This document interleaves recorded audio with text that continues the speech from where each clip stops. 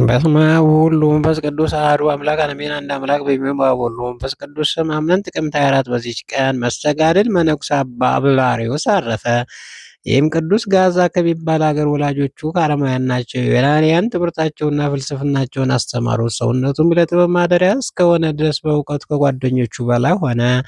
ከዚያ በኋላ ከሀገሩ የሌለ መልካም የሆነ ጥበብ ከውጭ ሀገር መማር ወዶ ተነስቶ ወደ እስክንድርያ ሀገር ሄደ። መምህራንም ሁሉ ከሚኖሩበት ቦታ ገብቶ ከሳቸው ዘንድ ብዙ ትምህርትን ተማረ።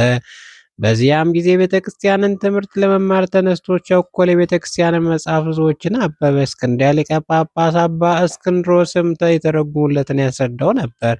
ከዚያ በኋላ ክብር ይግባውና በጌታ በኢየሱስ ክርስቶስ አምኖ የክርስትና ጥምቀት ተጠመቀ። ከዚያም መንኩሶ በምንኩስና ጸንቶ ገድል ተጋደለ። ወደ አባ እንጦንስም ሄዶ መንፈሳዊ የሆኑ የትሩፋትን ስራ እየተማረ በሱ ዘንድ ብዙ ወራት ኖረ። ወላጆቹ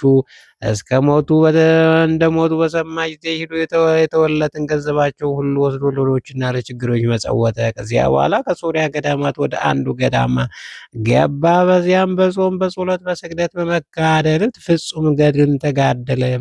የሰባት ቀኑ እየተመገበ እስኪመገብ ድረስ ምግብን የዱር ሳር ነበረ። እግዚአብሔር ሀብትን ቢሰጡት ልቦናውን ብሩህ ሆነ። ድንቆች ታምራትን የሚያደርግ ሆነ። ኤጲፋንዮስም ያመነኮሰውና ለደሴት ኤጲቆጵሮስን ኤጲስቆጶስ እንደሚሆን ትንቢት የተናገረለት እሱ ነው። ከዚያ አባት መላ ዕድሜው 80 ዓመት ነው። ከክርስትናው ከምንኩስናው በፊት 17 ዓመት በምንኩስና 63 ዓመት ነው። ክብር ይግባውና እግዚአብሔር ካገለገለ በኋላ በሰላም አረፈ። ቅዱስ ዮሐንስ አፈወርቅም አመስግኖታል። ሁላችሁም ቅዱስ ባስልዮስ በመጻሕፍቱ አመስግኖታል። ለእግዚአብሔር ምስጋና ይሁን። እኛንም በዚህ አባት ጸሎት ይማረን፣ በረከቱ ከእኛ ጋር ትኑር ለዘላለሙ አሜን።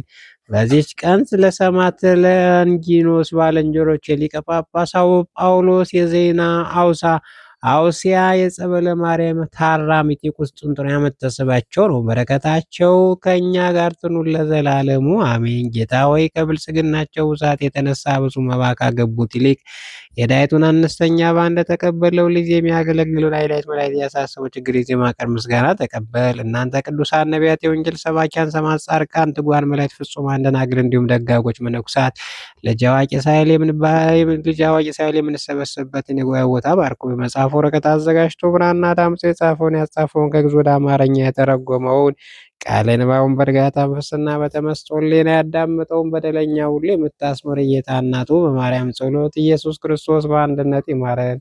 ኢየሱስ ክርስቶስ በአንድነት ይማረን። ኢየሱስ ክርስቶስ በአንድነት ይማረን ለዘላለሙ አሜን።